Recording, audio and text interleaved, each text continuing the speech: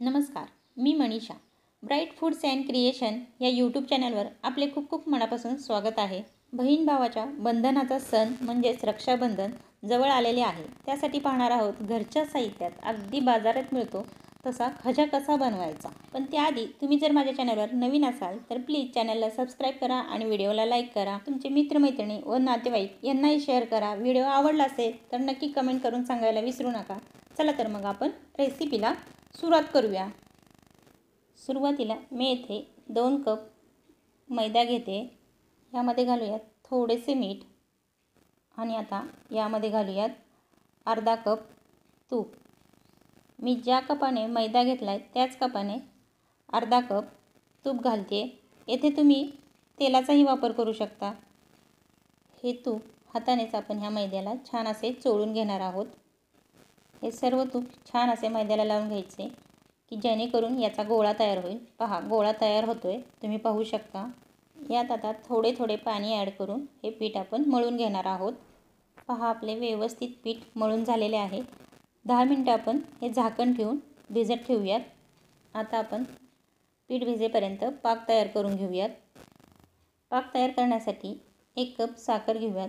आपण मैदा आणि तूप ज्या कपाने घेतलं त्याच कपाने साखर आणि पाणीसुद्धा घेणार आहोत. 1 कप साखर आणि अर्धा कप पाणी घालून आपण पाक तयार करणार आहोत. साखर विरघळेपर्यंत आपण ढवळत राहणार आहोत.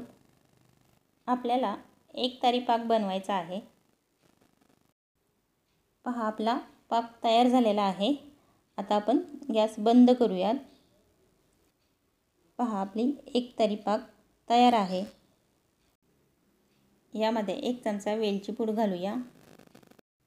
छान अशी मिक्स करून घेऊयात आणि अर्धा लिंबू पिळायचा, म्हणजे पाक थंड झाला तरी त्याची साखर बनत नाही. पाक तयार झालेला आहे. आता आपण साठा तयार करून घेऊयात. साठा तयार करण्यासाठी 1/4 कप कॉर्नफ्लॉवर घ्यायचे आणि अर्धा कप तूप घालायचे. आता हे व्यवस्थित मिक्स करून घेऊयात. आपला साठा तयार करून झालेला आहे. 10 मिनटं झालेले आहेत. पीठ भिजले की नाही ते पाहूयात. आणखी थोडेसे याला मळून घेऊयात. याचे आता 5 ते 6 गोळे तयार करून घ्यायचे. पहा, आपले गोळे तयार करून झालेले आहेत. याच्या आता 5 पोळ्या लाटून घ्यायच्या. पातळ अशा पोळ्या लाटून घ्यायच्या. पहा, आपल्या सर्व पोळ्या लाटून झालेल्या आहेत. पोळी लाटून झाली की याला आपण तयार केलेला साठा लावून घेऊयात. हाताने किंवा चमच्याच्या साहाय्याने आपण याला साठा लावून घेऊयात. पहिल्या पोळीला साठा लावून झाला की यावर आपण दुसरी पोळी ठेवून यालासुद्धा आपण साठा लावून घेणार आहोत. असे आपण सर्व पोळी यावर ठेवून सर्व पोळ्यांना साठा लावून घेणार आहोत.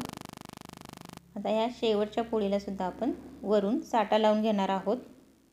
आता याचा व्यवस्थित रोल करून घ्यायचा. पहा, अशा पद्धतीने रोल करून झालेला आहे. याला आता थोडेसे कडेच्या बाजूला आपण कट करून घेऊयात. आता आपण खजा कट करूयात. सर्व खजा हे आपण एकाच साईजमध्ये कट करणार आहोत. चाकूच्या साहाय्याने पहा, अशा पद्धतीने आपण कट करून घेतोय. सर्व खजा कट करून झाले की एक खजा घेऊन यावर थोडेसे आपण लाटून घेणार आहोत. असं सर्व खजांवरती आपण थोडेसे लाटून घेणार आहोत. येथे मी तेल गरम करायला ठेवले होते. तेल गरम झाले की यामध्ये आपण एक एक खजा सोडूयात. मंद आचेवर सर्व खजा आपण तळून घेणार आहोत. खजा तळण्यासाठी जास्त वेळ लागतो. जास्त वेळ लागत असला तरीसुद्धा आपण मंद आचेवरतीच खजा तळून घेणार आहोत. जर गॅस मोठा केला तर खजा वरून करपतील आणि आतून ते कच्चे राहतील. बिस्किटासारखा कलर तयार झाला की खजे आपण काढून घेणार आहोत. पहा, लेयर्स खूप सुंदर आलेले आहेत.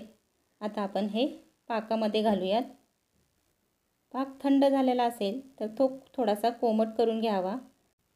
पाक थंड नसावा, पाक हा कोमट असावा.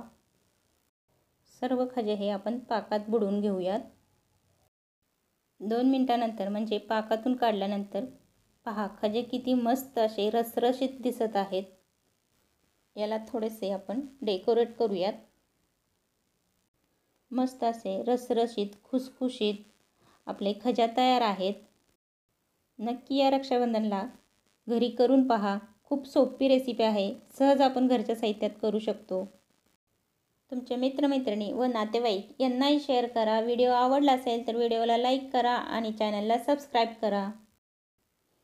पुन्हा भेटूयात अशाच नवनवीन चमचमीत झणझणीत रेसिपीसोबत. तोपर्यंत बाय बाय.